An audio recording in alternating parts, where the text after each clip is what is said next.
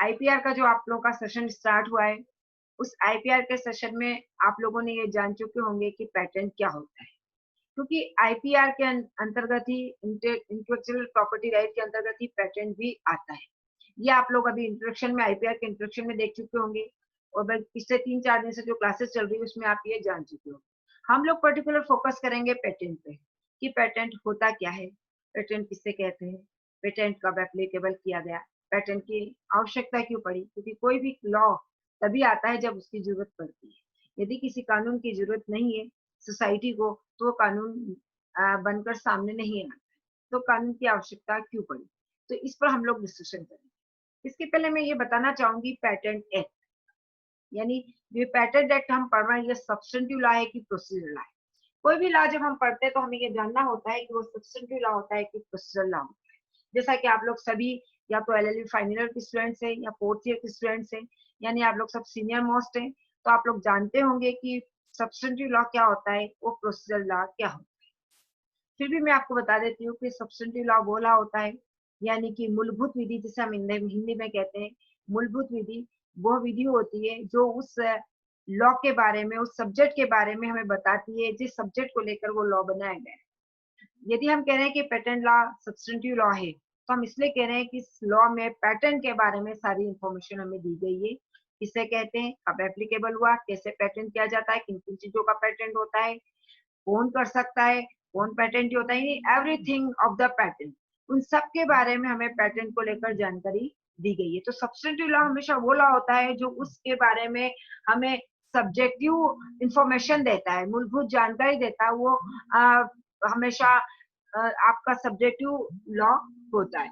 लेकिन procedure law की बात करते हैं तो प्रोसीजर लॉ वो होता है जो हमें प्रोसीजर के बारे में जानकारी देता है कि जब भी कोई मैटर इश्यू क्रिएट होते हैं सोसाइटी में, या जब कोई मामला कोर्ट में जाता है तो किस प्रोसीजर के थ्रू उसे फॉलो किया जाता है, वो प्रोसीजर लॉ होता है, जैसे कि सीपीसी या सीआरपीसी।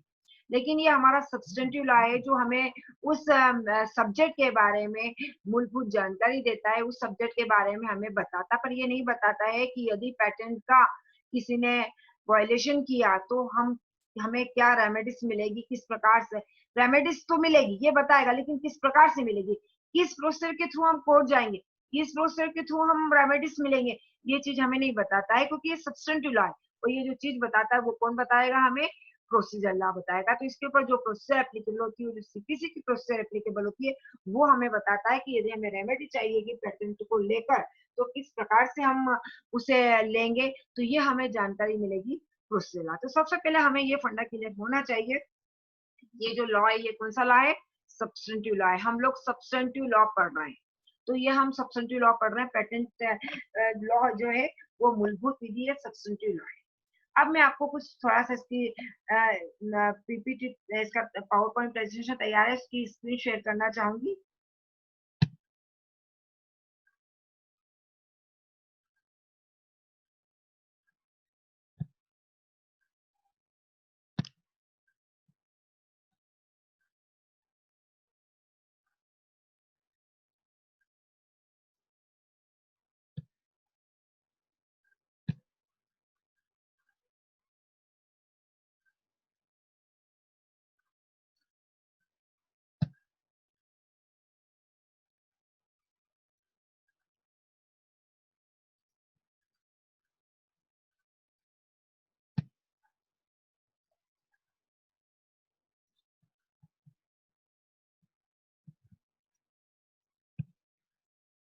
हाँ, तो देखिए सबसे पहला आपको जो बताया गया है, इसमें जो आपके सामने आ रहा है वो स्क्रीन आपको शेयर हो रही है, आप लोग बताइएगा यस स्क्रीन मैम, आ यस रही मैम। है? ओके, चलिए। तो हम लोग जो सबसे पहले इसमें हम लोग ये जो देखने जा रहे हैं, ये हम लोग जा रहे हैं कि इंट्रोडक्शन। इसका इंट्रोडक्शन मैं बताती हूँ कि पेटेंट का एक जनरल इंट्रोडक्शन हम लोग देखते हैं कि पेटेंट क्या होता है। तो देखिए जनरल इंट्रोडक्शन में हमें बताया गया है इसमें कि patent is a right, patent एक अधिकार है। पेटेंट एक ऐसा अधिकार है जो किसी पर्सन को या किसी इंस्टीट्यूट को किसी न्यू सर्विस के लिए, न्यू टेक्नोलॉजी के लिए, न्यू प्रोसेस के लिए, न्यू मैन्युफैक्चरिंग के लिए या न्यू डिजाइन के लिए, यानी पेटेंट एक ऐसा अधिकार है जो किसी व्यक्ति को, संस्था को किसी नई सेवा, तकनीकी प्रक्रिया, उत्पाद या डिजाइन के लिए दिया जाता है, प्रदान किया जाता है, ताकि कोई भी अदर पर्सन उसकी कॉपी न कर सके। यानी कि पैटर्न किसी पर्सन को न्यू डिजाइन के लिए, न्यू मैन्युफैक्चरिंग के लिए या न्यू प्रोडक्ट्स के लिए या न्यू प्रोसेस के लिए दिया जाता है। इसलिए दिया जाता है कि कोई अगला व्यक्ति या कोई नेक्स्ट पर्सन उसकी कॉपी न कर सके। या हम ये कह सकते हैं कि पेटेंट इज एक लीगल राइट। पेटेंट एक ऐसा कानूनी अधिकार होता है जिसके मिलने के बाद कोई भी अदर पर्सन या कोई भी इंस्टीट्यूट किसी भी उस मैन्युफैक्चरिंग का, उस टेक्निक का या उस प्रोसेस का किसी भी प्रकार से कॉपी नहीं कर सकता। उसको लेकर हमें एक अधिकार मिल जाता है, मोनोपोली हमारी उस पर हो जाती है।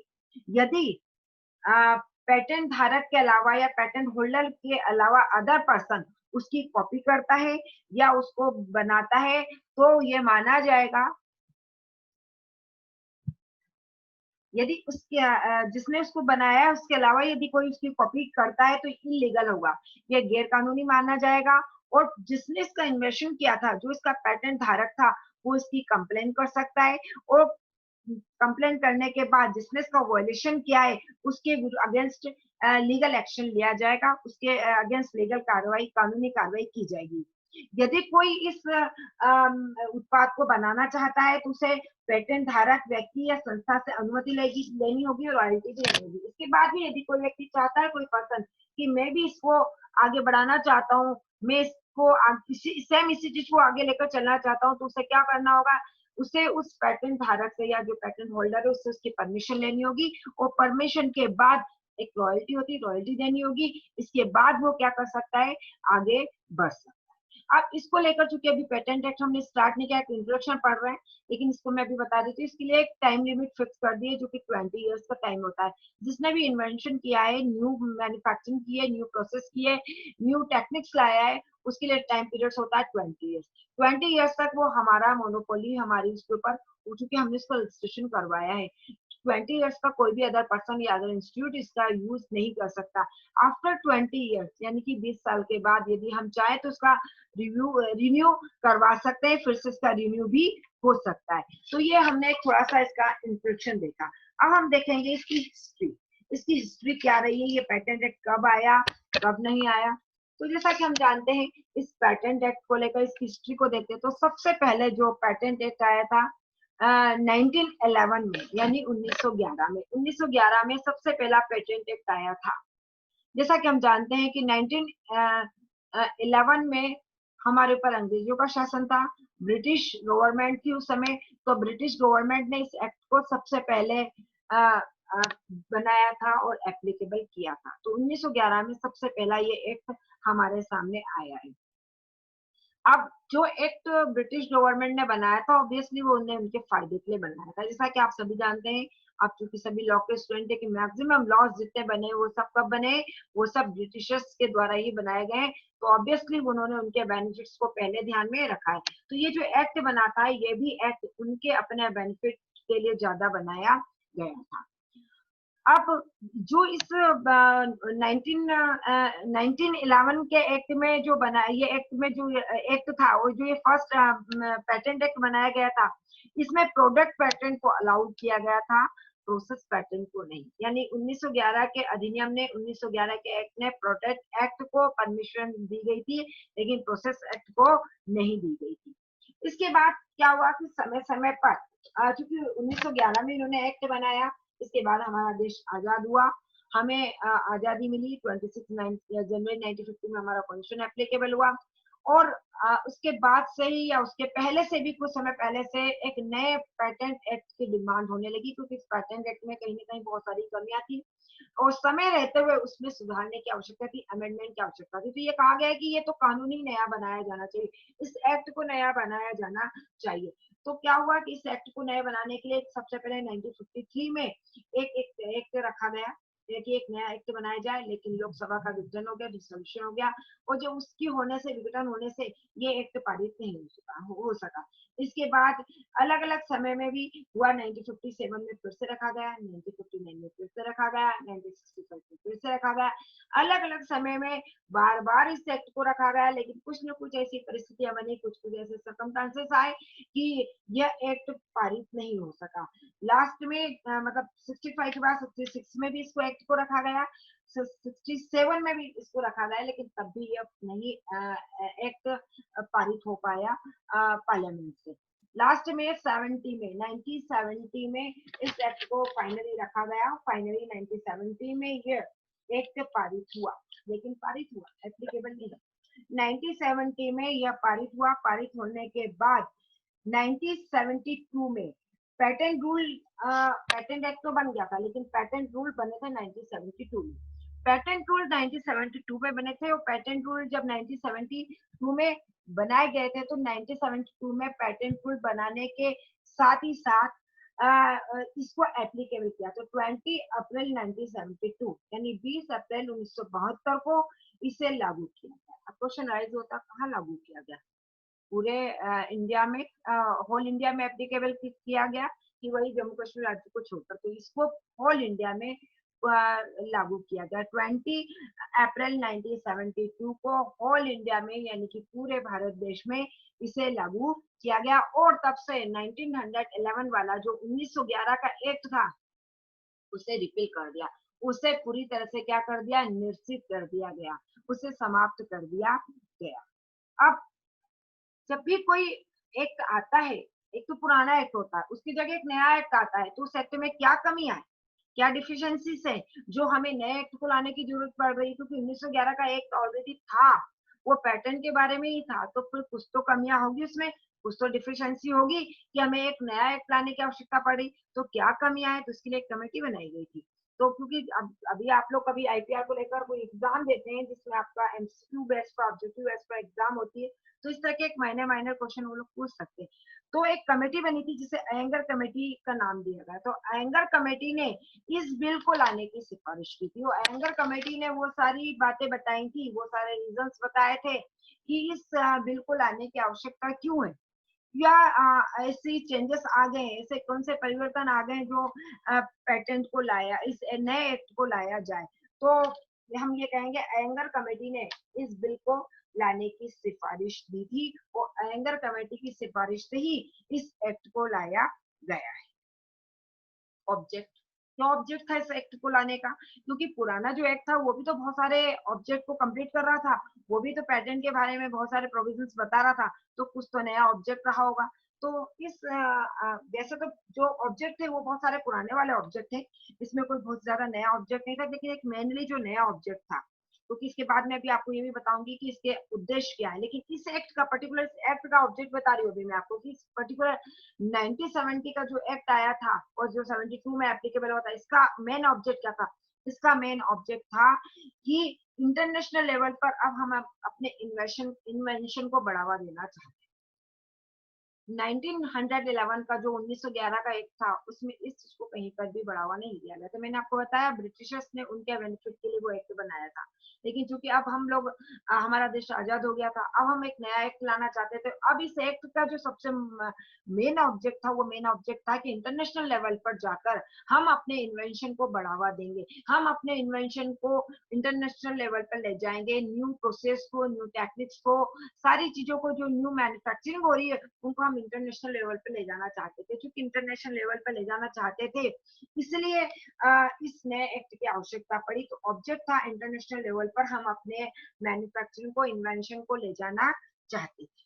तो ये हमने इसलिए भी इस एक्ट को बनाया। अब अगर इस एक्ट का हम देखें तो क्या नाम रखा गया था? तो इस एक्ट का नाम था पैटेंट डिजाइन और ट्रेडमार्क।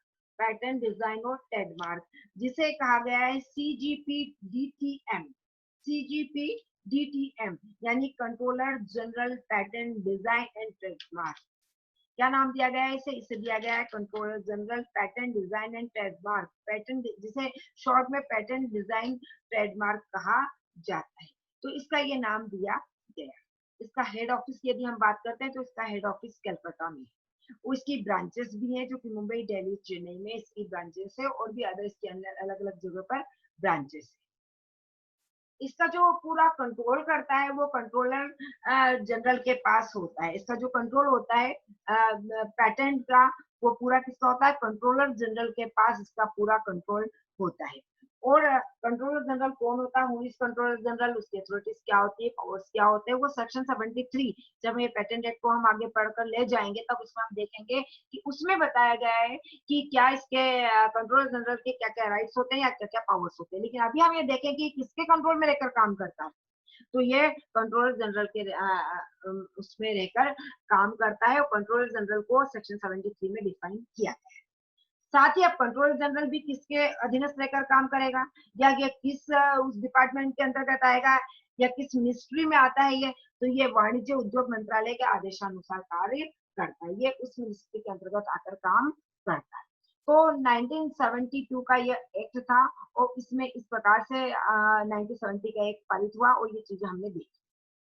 लेकिन 1970 के बाद क्या हुआ कि 1995 में 1995 में इंडिया ने ज्वाइन किया डब्ल्यूटीओ को ज्वाइन किया, यानी वर्ल्ड ट्रेड ऑर्गेनाइजेशन को इसने ज्वाइन किया। जब वर्ल्ड ट्रेड ऑर्गेनाइजेशन को ज्वाइन किया इंडिया ने, भारत ने पहली बार 1995 में डब्ल्यूटीओ को ज्वाइन किया। जब इसने उनकी मेंबरशिप ली, डब्ल्यूटीओ की मेंबरशिप ली, तो वहां पर जब मेंबरशिप लेने के बाद क्या हुआ कि वहां के जितने भी मेंबर्स थे, डब्ल्यूटीओ के जितने भी मेंबर्स थे, उन सब मेंबर्स ने मिलकर एक एग्रीमेंट किया जिसे ट्रिप्स एग्रीमेंट के नाम से जाना है। इसके नाम से ट्रिप्स मल्टीलेटरल एग्रीमेंट किया उन लोगों ने।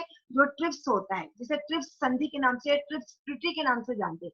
ट्रिप्स ट्रीटी यानी TRIPS, जिसे कहेंगे trade related intellectual property right, trade related intellectual property right, TRIPS treaties के नाम से जानते हैं। ये एक उन सब डब्ल्यूटीओ के मेंबर जितने भी थे, वर्ल्ड ट्रेड ऑर्गेनाइजेशन के मेंबर जितने भी थे, जितनी कंट्री मेंबर्स थे, उन लोगों ने सबने मिलकर एक क्या था, उन सब ने मिलकर एक संधि की। अब संधि की, और इसमें उस संधि में उन लोगों ने क्या कहा कि पैटर्न को लेकर संधि हुई थी एक्चुअली। तो उस पैटर्न को लेकर संधि हुई कि process pattern to product pattern, यानी अब हमें अपने पैटर्न में प्रोसेस पैटर्न और प्रोडक्ट पैटर्न दोनों को ही क्या करना है, इंक्लूड करना है। यानी पैटर्न को लेकर और प्रोसेस पैटर्न को क्या बोलना चाहिए, प्रोडक्ट पैटर्न को लेकर उन लोगों ने एक ट्रीटीज की, एक संधि की। अब इसको हर एक कंट्री ने अपने एप्लीकेबल करने के लिए, जो ये नई ट्रीटीज हुई थी, अब नई ट्रीटीज के अकॉर्डिंग हमें अपने लॉ में भी अमेंडमेंट करना पड़ेंगे, क्योंकि जो ट्रीटीज वहां हुई है उसके अकॉर्डिंग हमारे यहाँ का पेटेंट लॉ है, ये पॉसिबल नहीं था।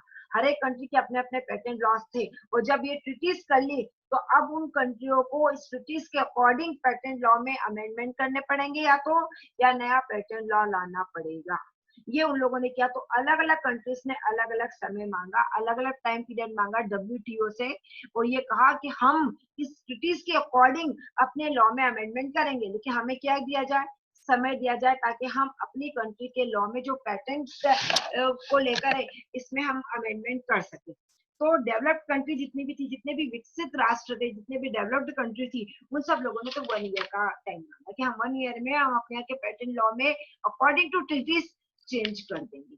लेकिन जो डेवलपिंग कंट्री थी, जो विकासशील राष्ट्र थे, जैसे हम अपने इंडिया की बात करें, तो इंडिया उस समय डेवलपिंग, अभी भी डेवलपिंग कंट्री में ही, तो डेवलपिंग कंट्री में था, तो इंडिया ने डेवलपिंग कंट्री को, उन लोगों ने 5 इयर्स का, डेवलपिंग कंट्री ने 5 इयर्स का टाइम मांगा कि हमें 5 इयर्स का टाइम दिया जाए कि हम 5 इयर्स में क्या कर सके, हम अपने इसमें चेंज कर सके, हम अपने यहाँ के कानूनों में चेंज कर सके। तो उन्होंने 5 इयर्स का टाइम मांगा। साथ ही एक बात ये भी कही कि यदि इनकेस हम 5 इयर्स में चेंज नहीं कर सके अपने लॉ में, तो हमें और 5 इयर्स का टाइम दिया जाना चाहिए, यानी एक्सटेंशन किया जाना चाहिए हमारे 5 इयर्स के टाइम पीरियड को। तो उन्होंने 5 इयर्स के टाइम पीरियड को एक्सटेंशन करके और 5 इयर्स मांगा। इस प्रकार से जो डेवलपिंग कंट्री थी उनको 10 इयर्स दे दिए गए, और जो लिस्ट कंट्री में आ रहे थे, जो बिल्कुल ही अत्यंत उस वाली कंट्री में थे, उन लोगों को जो उन्होंने टाइम पीरियड दिया था, उन लोगों को जो टाइम पीरियड दिया था वो 11 इयर्स का दिया था। तो एक कुल मिलाकर जो यहाँ पर, क्योंकि देखिए 2005 का एक मेजर अमेंडमेंट हुआ है इसमें। हम सबसे पहले जो बात करते हैं, हम हिस्ट्री में बात जाते हैं, तो हमारे माइंड में आना चाहिए 1911 यानी 1911 का एक्ट आना चाहिए। इसके बाद हम जाते हैं तो इसके बाद 1970 का एक्ट हमारे माइंड में आता है कि 1970 एक्ट भी क्यों आया, इसके पीछे भी मैंने आपको एक ऑब्जेक्ट बताया था, इंटरनेशनल लेवल पर हम पैटर्न को ले जाना चाहते थे। इसके बाद जब 1995 में हमारी कंट्री ने डब्ल्यूटीओ की मेंबरशिप ली, तो डब्ल्यूटीओ की मेंबरशिप लेने के बाद वहां अब सारे कंट्री जितने भी वहां के मेंबर्स थे उन लोगों ने एक एग्रीमेंट, मल्टीलेटरल एग्रीमेंट किया था, जो कि ट्रिप्स के नाम से जाना जा रहा था। उन्होंने एक एग्रीमेंट कर लिया था, उसके अकॉर्डिंग उन्हें अपने अपने पेटेंट लॉ में क्या करना था, अमेंडमेंट करना था। तो डेवलप्ड कंट्री ने 1 ईयर का टाइम पीरियड मांगा, हमें 1 ईयर दे दीजिए, हम अपने के पेटेंट लॉ में इस ट्रिटीज के अकॉर्डिंग चेंज कर लेंगे। फिर जो डेवलपिंग कंट्री थी उन लोगों ने क्या, विकासशील देश जो थे उन्होंने 5 इयर्स का टाइम मांगा, और साथ में ये भी कह दिया कि अगर 5 इयर्स में हम नहीं कर पाए तो हमें एक्सटेंशन करना, और हमें 5 इयर्स दिया, तो उन्हें 10 इयर्स दिया गया। और जो और ही ज्यादा लोग बिल्कुल लिस्ट कंट्रीज में आ रहे थे उन्हें ऑलरेडी उन्होंने 11 इयर्स का टाइम दे दिया। तो डेवलप्ड कंट्री के लिए 1 ईयर का टाइम था, डेवलपिंग कंट्री के लिए 5 ईयर का था, लेकिन एक और उनको वो एक उसमें बेनिफिट दिया गया था कि 5 ईयर आप लोग एक्सटेंशन कर सकते हैं। और जो लिस्ट कंट्री में आ रहे थे उन्हें 11 ईयर का टाइम दिया गया था, वो इसलिए कि आप लोगों ने मेंबरशिप ली है, आप लोग चूंकि उसके मेंबर है, चूंकि आप ट्रीटीज की है आपने, तो आपको अपने यहाँ के पेटेंट लॉ को इन ट्रीटीज के अकॉर्डिंग चेंज करना होंगे।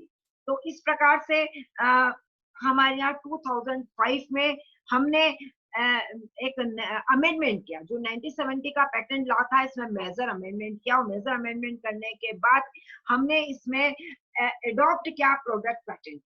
इसके बाद हमने क्या किया, प्रोडक्ट पेटेंट को, क्योंकि वो हम अगर वहाँ डब्ल्यूटीओ की बात करते तो उन्होंने प्रोसेस और प्रोडक्ट दोनों ही को लेकर बात की थी, और दोनों को ही लेकर अमेंडमेंट की बात की थी। तो इस प्रकार से हमने इसमें इंक्लूड किया। तो ये हमारा इसमें इस प्रकार इसका इंट्रोडक्शन देखा, इसकी हमने एक हिस्ट्री देख ली कि ये क्या होता है। अब हम देखते हैं कि what is the patent. Patent होता क्या है या किसे कहते हैं पेटेंट। पेटेंट वर्ड का यदि हम ओरिजिन देखते हैं कि पेटेंट वर्ड आया कहां से, तो पेटेंट वर्ड का जो ओरिजिन है वो लैटिन लैंग्वेज के पेटियर से हुआ है। लैटिन भाषा के पेटियर से पेटेंट वर्ड की ओरिजिनिटी हुई है या ओरिजिन हुआ है, ये हमारे सामने आया है, जिसका मीनिंग होता है एक्सप्रेस करना, प्रकट करना, या ओपन रहना, खुला रहना। यह पैटर्न शब्द लेटेस्ट पैटर्न का संक्षिप्त रूप है, जिसका मीनिंग होता है कि सोवरेन पावर द्वारा एक इन्वेंटर्स को उसके इन्वेंशन के लिए एक लिमिटेड टाइम पीरियड के लिए परमिशन देना। इसका मतलब ये होता है कि एक सोवरेन पावर जिसका हमारे ऊपर संप्रभु शक्ति है, जो हमारे ऊपर अभी शासन कर रही है, उसके द्वारा एक आविष्कारक को जिसने एक नई टेक्निक का, एक नई मेथड का, एक नई मैन्युफैक्चरिंग को प्रोडक्ट किया है या नया इन्वेंशन दिया है, इन्वेंशन करने वाले को उनको एक परमिशन देना, इस बात की परमिशन देना कि जो भी उसने न्यू टेक्निक्स दिए, एक नया मैन्युफैक्चरिंग किया है, एक नया प्रोसेस किया है, उसको वो कितने समय तक के लिए उपयोग कर सकता है। तो इस बात की जो परमिशन जिसके द्वारा दी जाती है वो पेटेंट के अंतर्गत आती है, कि आपको इस बात की, आपने न्यू टेक्निक्स का इन्वेंशन किया है, आपको इस बात की परमिशन मिल गई, तो परमिशन हमें घर बैठे नहीं मिलेगी, हमें एक प्रोसेस करनी होगी, जो कि आगे के हम लोग लेसन में देखेंगे, आगे के लेक्चर में हम लोग देखेंगे कि किस प्रकार से प्रोसेस की जाती है, किस प्रकार प्रोसेस के थ्रू हमें इसको प्राप्त करते हैं। तो एक नई प्रोसेस की जाती है, उस प्रोसेस के थ्रू हमें यहाँ पर एक परमिशन लेनी होती है। फिर हमें जब ये परमिशन मिल जाती है तो ये हमें एक लिमिटेड टाइम पीरियड के लिए मिलती है, उस लिमिटेड टाइम पीरियड के लिए ही हम अपने इन्वेंशन का यूज कर सकते हैं, और हमने जिस चीज का इन्वेंशन के लिए पेटेंट करवाया उसका आप कोई व्यक्ति अदर पर्सन उसका यूज नहीं कर सकता है। अदर पर्सन ने कॉपी कर लिए, अदर पर्सन का यूज कर रहे हैं, तो बकायदा हम उसके ऊपर लीगल कार्रवाई कर सकते हैं, और लीगल कार्रवाई के तहत उसे पनिश किया जा सकता है, जो कि इस पेटेंट एक्ट में बताया गया है। तो ये होता है कि पेटेंट क्या है। नेक्स्ट हम देखते हैं कि पेटेंट के ऑब्जेक्ट क्या है, क्या ऑब्जेक्ट है पेटेंट का, कि पेटेंट क्यों करवाया जाता है। तो सबसे पहला जो इसका ऑब्जेक्ट होता है कि जितने भी न्यू न्यू इन्वेंशन होते हैं, जितने भी नए नए अनुसंधान होते हैं, उन नए नए अनुसंधानों को, जितने भी नए नए अनुसंधान होते हैं उन अनुसंधानों को इंक्रीज करना, बढ़ाना। जितने भी नए इन्वेंशन होंगे, अनुसंधान होंगे, उन सबको बढ़ावा दिया जाना। साथ ही उनको जो भी नए नए इन्वेंशन करते हैं उनको किसी भी प्रकार से पुरस्कृत करना, उनको बढ़ावा देना ताकि वो नए नए इन्वेंशन को करें। साथ ही ये कहा गया है कि इंडस्ट्री यूज के लिए, यानी कि उद्योगों के यूज के लिए नई मैन्युफैक्चरिंग किया जाना, नई नई न्यू मैन्युफैक्चरिंग की जाएगी। तो नए उद्योगों को अनुसंधान और विकास की प्रक्रिया को आगे बढ़ाने के लिए प्रेरित करना, आविष्कार और आगे के आविष्कारों का मार्ग प्रशस्त करना, जिससे कि इन्वेंशन की स्पीड को इन्वेंशन को स्पीडली किया जा सके। साथ ही गुड्स एंड सर्विसेज के इन्वेंशन में न्यू प्रोसेस, न्यू मेथड्स को प्रयोग में लाया जाना। साथ ही नेशनल लेवल पे यदि हम सोचते हैं तो इंडस्ट्री डेवलपमेंट में ये सारे न्यू इन्वेंशन क्या होते हैं, सहायक होते हैं। ये हमारे राष्ट्र को एक नई पहचान दिलाते हैं इंटरनेशनल लेवल पर। तो ये सारे ऑब्जेक्ट होते हैं जिससे कि इन्वेंशन को क्या किया जाता है, पैटर्न को बढ़ावा दिया जाता है इन्वेंशन के थ्रू। नई नई साइंटिफिक सोच को, नई नई साइंटिफिक थॉट को बढ़ावा दिया जाना। अब इसके ऑब्जेक्ट को लेकर एक केस आया था सुप्रीम कोर्ट में। केस आया था, देखिए अब 3 या 4 मिनट बचे होंगे। अंकिता तुम एक स्क्रीनशॉट ले लेना इसका लेक्चर चलते हुए, ठीक है?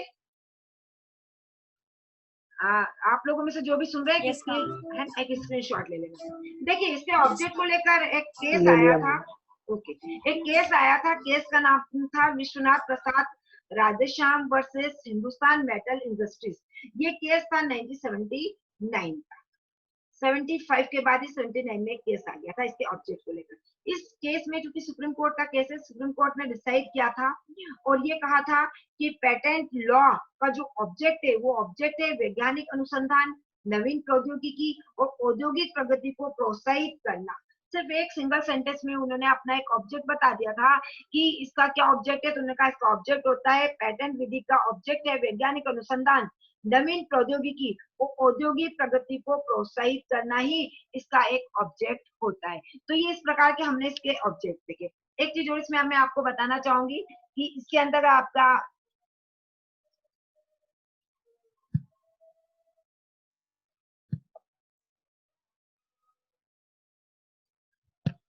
चलिए इसमें एक चीज और मैं आपको बताना चाहूंगी, पेटेंट एंड इंटेलेक्चुअल प्रॉपर्टी। जैसा कि आप जानते हैं, आपने इसके पहले इंट्रोडक्शन की जो क्लासेस की उसमें आपको बताया गया होगा कि पेटेंट कौन सी संपदा है, एक इंटेलेक्चुअल प्रॉपर्टी। आप प्रॉपर्टी के बारे में जानते होंगे अगर आपने अभी तक प्रॉपर्टी लॉ जिन लोगों ने पढ़ लिया है और जिनने नहीं पढ़ा है। तो प्रॉपर्टी जो कि आप law transfer of property act, TP act में प्रॉपर्टी को लेकर डिफाइन किया गया है। तो उसी प्रकार से हमारी जैसा कि मकान होता है, हमारी ज्वेलरी होती है, हमारी गाड़ी होती है, हमारा बैंक बैलेंस होता है, इन सबको हम एक प्रॉपर्टी के अंतर्गत काउंट करते हैं। उसी प्रकार से ये एक इंटेलेक्चुअल प्रॉपर्टी के अंतर्गत आता है जिसमें कॉपीराइट, ट्रेडमार्क, डिजाइन वगैरह हम लोग देखते हैं। तो जो ये पेटेंट है, ये पेटेंट भी क्या है, इंटेलेक्चुअल प्रॉपर्टी की कैटेगरी में आता है। इसकी भी कोई चोरी नहीं कर सकता, इसे भी कोई हमसे नहीं चुरा सकता, इसको भी कोई नुकसान नहीं पहुंचा सकता। जिस प्रकार से दूसरी प्रॉपर्टी को नुकसान पहुंचाया जाता है तो हम लोग उसकी कंप्लेन कर सकते हैं, लीगल रेमेडीज ले सकते हैं। उसी प्रकार से इसको यदि कोई नुकसान पहुंचाता है इंटेलेक्चुअल प्रॉपर्टी को तो हम इसके भी कंप्लेन कर सकते हैं, जो कि आगे हम इसमें देखेंगे। अब नेक्स्ट इसमें जो मैंने आपको इसमें जो स्क्रीन आ रही है इसमें आपको दिख रहा होगा पेटेंटेबल इन्वेंशन यानी पेटेंट योग्य आविष्कार। इसके बारे में हम कल चर्चा करेंगे। मुश्किल से 2 मिनट या 3 मिनट्स बचे, उसमें आप लोग मुझे ये बताइए कि जितना भी हमने आज पढ़ा उसके बारे में यदि किसी को कोई दिक्कत हो तो।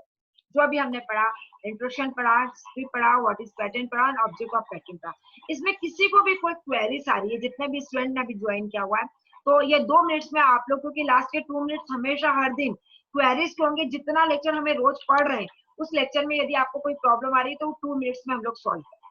तो यदि आपको किसी को कोई दिक्कत आ रही है तो आप लोग पूछिए। मैं आपने लेक्चर में बताया था लेटिन शब्द से लिया गया है, तो कौन से लेटिन शब्द से लिया गया है?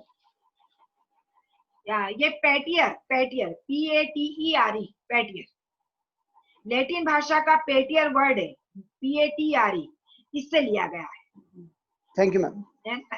जो कि लेटेस्ट पेटेंट का संक्षिप्त रूप है, जिसमें हम शॉर्ट फॉर्म में से हम पेटेंट कह रहे हैं, बाकी लेटेस्ट पेटेंट का शॉर्ट फॉर्म है। और लेटिन भाषा के पेटियर वर्ड से लिया गया है पैटर्न शब्द कहाँ से आया, अगर हमारे माइंड में ये चीज आती है कि पैटर्न वर्ड आया कहाँ से, और हो सकता है एमसीक्यू में आपसे ये पूछ भी ले कि पैटर्न वर्ड का ओरिजिन कहाँ से हुआ, तो हमें पता होना चाहिए कि ये कहाँ से हुआ है।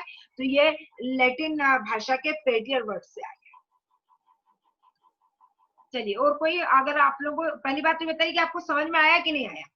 बहुत अच्छे से समझ में आया, कोई कंफ्यूजन नहीं है। जो मेरे पुराने स्टूडेंट है जो मुझे रोज क्लास में सुनते हैं, उन लोगों को तो मुझे नहीं लगता कि प्रॉब्लम है, लेकिन जो नए स्टूडेंट है, भावना जैन से की जैसे मैं बात करना चाहूंगी, और कौन विनीता एक नहीं है, आप लोग बताइए आपको कोई प्रॉब्लम हो तो। मैम मौसम अच्छे से समझ में आया। मैम बहुत अच्छे से समझ में आया, बाकी ये पैटर्न क्या है एक बार फिर समझा दीजिए। अच्छा, पैटर्न क्या है एक बार फिर से समझा दीजिए। हाँ ओके, हाँ, तो देखिए पैटर्न का जो मैंने आपको मतलब, अंकिता ये जो फोटो आपने लिया ना, ये आप अभी क्लास के बाद जो अपना एक ग्रुप बना हुआ है उस ग्रुप में आप डाल दें। Yes ma'am. देखो, patent is a right. Patent क्या है, एक पेटेंट अधिकार है जो किसी पर्सन को या किसी इंस्टीट्यूट को, किसी व्यक्ति को भी मिल सकता है और किसी संस्था को भी मिल सकता है। क्यों मिलता है? किसी न्यू सर्विस के लिए, न्यू टेक्निक के लिए, न्यू प्रोसेस के लिए, न्यू मैन्युफैक्चरिंग के लिए या न्यू डिजाइन के लिए। आपके माइंड में मान लीजिए कोई आइडिया है, आज आपके माइंड में आइडिया आया है कि आपकी बाइक है या आपकी एक्टिवा है, आप उसको बिना पेट्रोल या डीजल के चला सकते हैं, लेकिन कैसे चलाएंगे? आप पानी से चला सकते हैं। मान लीजिए आप आइडिया आया और आप उसमें सक्सेस भी हो गए और आपने उसको कर भी दिया और आप इसे चलाने भी लिए, ठीक है, अब आप चलाने लगे। लेकिन मान लीजिए आपके इस, चूंकि ये आपका अपनी ओपिनियन थी, आपका इन्वेंशन था, आपकी बौद्धिक क्षमता थी, आपकी इंटेलिजेंसी थी, जिसको आपने प्रैक्टिकली फॉलो किया और आपने ऐसा किया। अब मान लीजिए किसी अन्य पर्सन ने इसको कॉपी कर लिया देख के, और वो भी इस चीज को कॉपी करके उसका मैन्युफैक्चरिंग करने लगा, तो आइडिया किसका था? आइडिया आपका था। उसने क्या कर लिया? चोरी कर लिया। अब उसने आपका आइडिया चोरी कर लिया, अब आप क्या करेंगे? क्योंकि अगर मान लीजिए हम ये कहें कि पैटर्न लॉ नहीं है, आज की तारीख में हम ये मानते हैं कि पैटर्न लॉ है ही नहीं, तो उसने तो आपकी इंटेलिजेंसी को, आपके आइडिया को या आपके इन्वेंशन को क्या किया है? चोरी किया है।